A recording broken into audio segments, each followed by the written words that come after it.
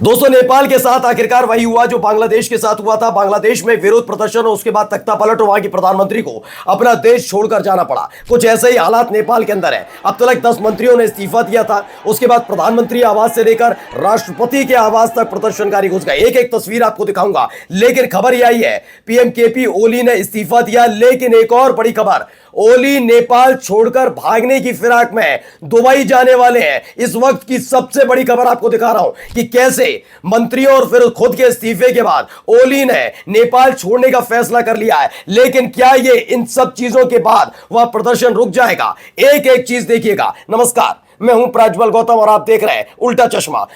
बांग्लादेश में भी कुछ ऐसे ही भ्रष्टाचार के आरोपों के साथ विरोध प्रदर्शन शुरू हुआ था। लगने लगा था ये सब कुछ चीजें थाम ली जाएंगी, लेकिन आखिरकार शेख हसीना की सरकार गिरी भी और शेख हसीना को देश छोड़ना भी पड़ा। कुछ ऐसे ही हालात ओली के सामने हैं।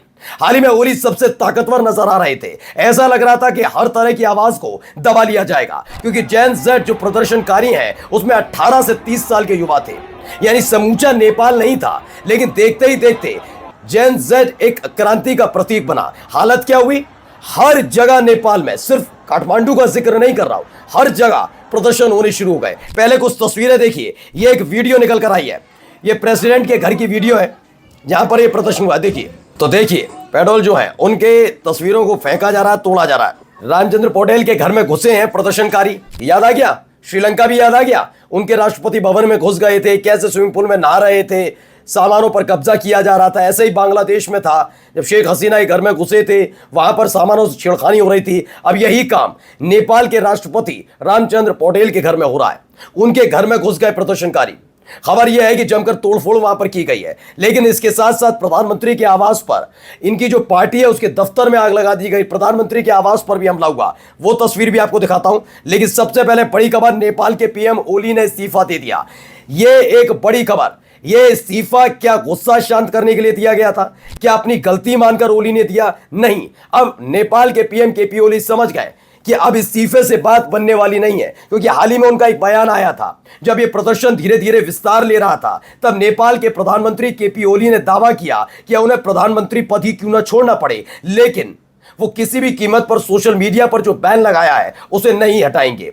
ये क्यों लगाया गया वो बाद में आपको बताऊंगा। भ्रष्टाचार के तमाम तरह के आरोप लग रहे थे। खबर यह थी कि किस तरीके से सोशल मीडिया प्लेटफॉर्म के जरिए केपी ओली की सरकार के खिलाफ जो प्रदर्शनकारी है, वहां के जो लोग हैं, नेपाल के लोग हैं, लगातार आवाज उठा रहे थे। ये आवाजें कान को चुभ रही थी। यानी लोकतंत्र को कुचलने वाली सरकार के तौर पर, उसके मुखिया के तौर पर केपी ओली काम कर रहे थे। उनको ये आवाजें जब चुभी तो उन्होंने सोशल मीडिया प्लेटफॉर्म्स को ही ब्लॉक कर दिया। यानी ट्विटर, यानी एक्स को, यूट्यूब को, आप ऐसे ऐसे 29 ऐप पूरी तरह से ब्लॉक कर दिए गए, पाबंदी लगा दी गई, बैन कर दिया गया, जिससे गुस्सा लोगों का फूटा। शुरुआत में युवा आए, लेकिन जब युवा सामने आए उसके बाद देखते ही देखते ये पूरे नेपाल में फैलता चला गया। हालत यह हो गई कि तख्ता पलट तो होकर रहेगा। और देखिए, नेपाल के प्रधानमंत्री केपी ओली को इस्तीफा देना पड़ा है। एक और खबर देखिए, नेपाल सरकार के स्वास्थ्य मंत्री प्रदीप पौडेल ने भी इस्तीफा दिया। दुबई निकलने की तैयारी में नेपाल पीएम ओली। हो सकता है मैं अगली वीडियो आपके सामने लेकर आऊं तो आपको दिखाऊं एक हेलीकॉप्टर या जो प्लेन है वो कैसे ओली साहब को लेकर दुबई के लिए रवाना हो गया है। अभी ये क्लियर नहीं है दुबई जा रहे हैं, लेकिन नेपाल छोड़ने जा रहे हैं वो क्लियर हो चुका है।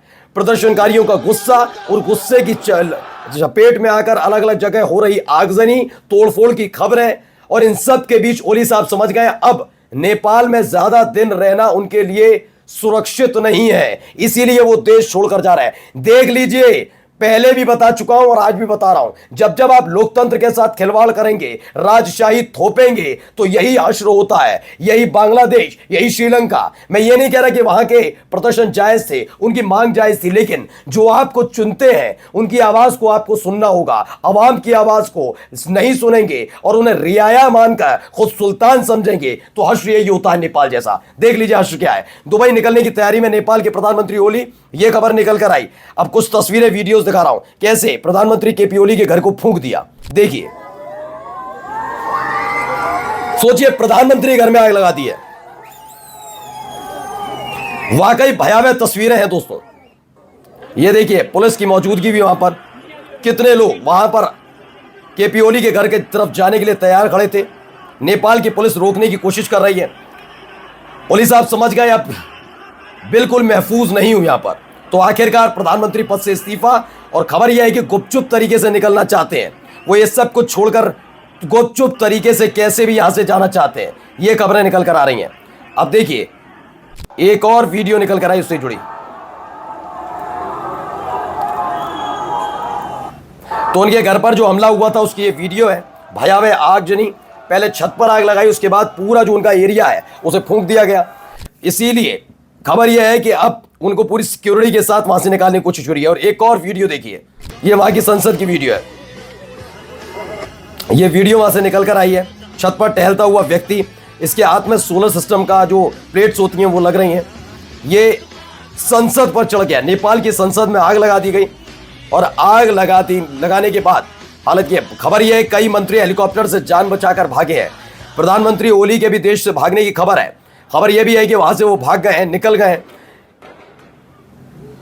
चारों तरफ प्रदर्शनकारी और उपद्रव देखने को मिल रहा है। देखिए गोलीबारी हो रही है, संसद को बचाने की कोशिश हो रही है, प्रदर्शनकारी मानने के लिए तैयार नहीं है। हर एक तरफ से अराजकता की ये निकलती हुई तस्वीर है, काफी कुछ बता रही है। मैं फिर कह रहा हूं कि लोकतंत्र लोकतंत्र लोकतंत्र लोकतंत्र कहने से नहीं होता, लोकतंत्र जिंदा दिखना चाहिए।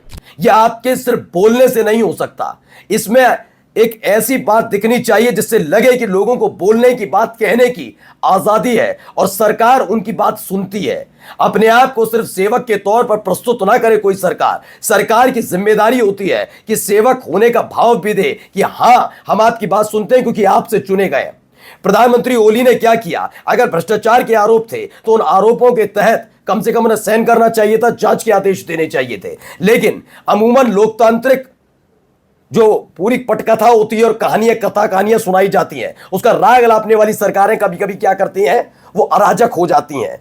वो लोकतंत्र की तरह जगह निरंकुश होती चली जाती हैं, और उसके बाद राग वही अलापेंगी लोकतांत्रिक लोकतांत्रिक, हम तो लोकतंत्र के जरिए चुने गए। लेकिन आवाज आवाम की दबाने की कोशिश की जाती है और ये तस्वीरें निकल कर आती है।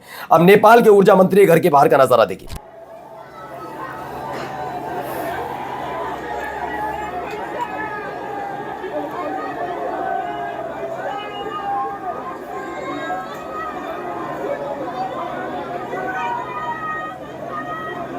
तो कई मंत्री हेलीकॉप्टर के जरिए वहां से निकल गए हैं, ये खबरें हैं। ये देखिए यहां पर भी अपनी नाराजगी व्यक्त करता हुआ युवा जिसको गोली लगी थी, उसका दावा है उसको गोली लगी है।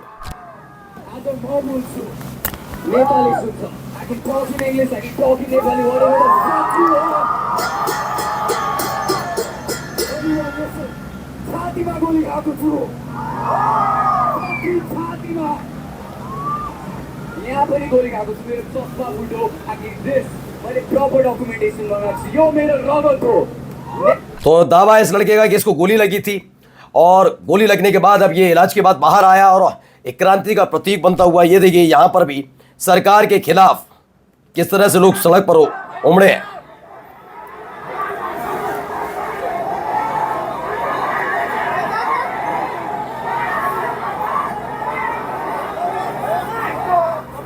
तो नेपाल के भक्तापुर की तस्वीर है जहां पर बताया गया पुलिस इन्हें खदेड़ने के लिए आई थी, लेकिन भारी तादाद में लोगों का जन समर्थन था इस प्रदर्शन को। इसके बाद पुलिस को ही इन्होंने भगा दिया, यानी खदेड़ दिया पुलिस को। ये देखिए एक और प्रदर्शनकारी को देखिए, वहां पुलिस खड़ी हुई है। ये नेपाल से निकली हुई तस्वीरें हैं। ये अलग अलग तरीके से अपने अपने तरीके से प्रदर्शन वहां पर किया जा रहा है। लोगों में नाराजगी ओली सरकार के खिलाफ किस कदर बैठी हुई आप तस्वीरों के जरिए अंदाजा लगा सकते हैं। अब ये पोस्टर बड़ा तेज रफ्तार से लहर रहा है। दरअसल इसमें लिखा है म हत्यारा हो, यानी कि केपी ओली साहब का तस्वीर है, नमस्कार की मुद्रा में है, लेकिन हाथ खून से सने हुए हैं। जूता जो है ये प्रतीक बना वहां पर, क्योंकि ये जो गोलीबारी हुई थी जिसमें बताया गया 19 लोगों की मौत हो चुकी है। जो एक शख्स था जिसको गोली सीधे सीने पर लगी थी, उस शख्स का ये जूता बताया जा रहा है। वो जूता वहीं पड़ा रह गया था, खून से लथपथ है। अब एक तरीके से ये जूता पूरी तरह से नेपाल के अंदर क्रांति का प्रतीक बना हुआ है। और जाते जाते एक महत्वपूर्ण खबर और आपको दिखाने जा रहा हूं कि कैसे हालात बिगड़ सकते हैं। हालात क्या है कि अभी तक बात थी कि बांग्लादेश में सेना ने पूरी तरह से कंट्रोल कर लिया, क्या नेपाल में ये सब हो पाएगा? क्योंकि इस पूरे विवाद के बीच चीन की नजर नेपाल पर गड़ी हुई है। अगर चीन नेपाल के लेकर कोई बड़ा फैसला लेता है तो यकीन मानकर चलिए हमारे देश के लिए भी ये अच्छी खबर नहीं होगी। नमस्कार।